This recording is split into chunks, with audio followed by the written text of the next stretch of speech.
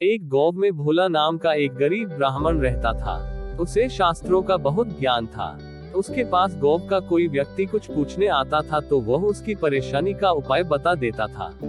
एक दिन उसकी पत्नी सुधा ने कहा, सुधा, सुनो जी, आप जो सबको उपाय बताते रहते हो, यह सब लोगों को मूर्ख बनाते हो या इस सब में कोई सच्चाई भी है?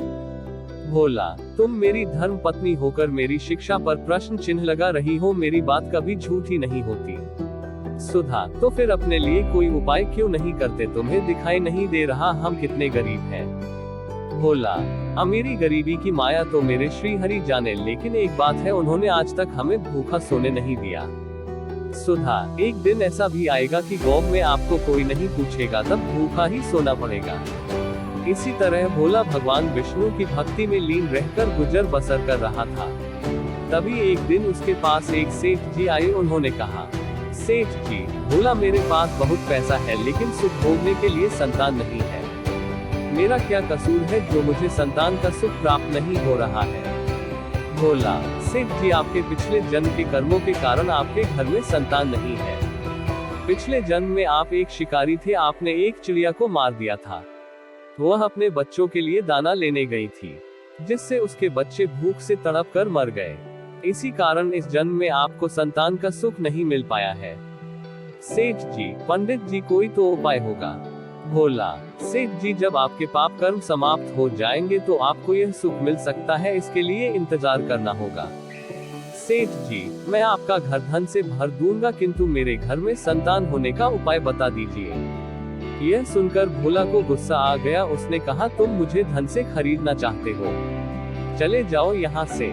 उसके जाने के बाद सुधा ने कहा, सुधा, जब वह सेठ धन देने को तैयार था तो तुम्हें क्या हो गया था? उसे उल्टा सीधा कुछ भी उपाय बता देते।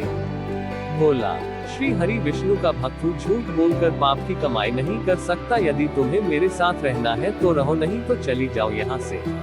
यह सुनकर सुधा को बहुत गुस्सा आया, लेकिन वह कुछ नहीं बोली और चुपचाप अपने घर के कामों में लग गई। जिस दिन से वे सेठ जी गए, उस दिन से गांव वालों ने भोला के पास आना बंद कर दिया, क्योंकि सेठ जी ने पूरे गांव में जाकर कहा कि वह तो लोगों मूर्ख बनाकर पैसा ठगता है। ऐसी बातों को सुनकर गांव वाले भोला का विरोध करने लगे। कुछ समय के बाद भोला और सुधा की भूखे मरने की नौबत आ गई। तब सुधा ने कहा, मैंने तुम्हें कितना समझाया, लेकिन तुम तो अपने विष्णु भगवान के चक्कर में पड़े हो। अब जब हम जिंदा ही नहीं रहेंगे तो भगवान जी की पूजा कैसे करोगे? कुछ और दिन बीत गए। अब दोनों से उठा बैठा भी नहीं जा रहा था। वे दोनों अपने घर में लेटे हुए थे। सुधा, लगता है मरने का समय आ गया है। भोला, मुझे तो लगता है भगवान से मिलने का समय आ गया है। तू भी आखिरी समय में भगवान श्री हरि का ध्यान कर ले। भोला और सुधा दोनों श्री हरि भगवान विष्णु का ध्यान करने लगते हैं।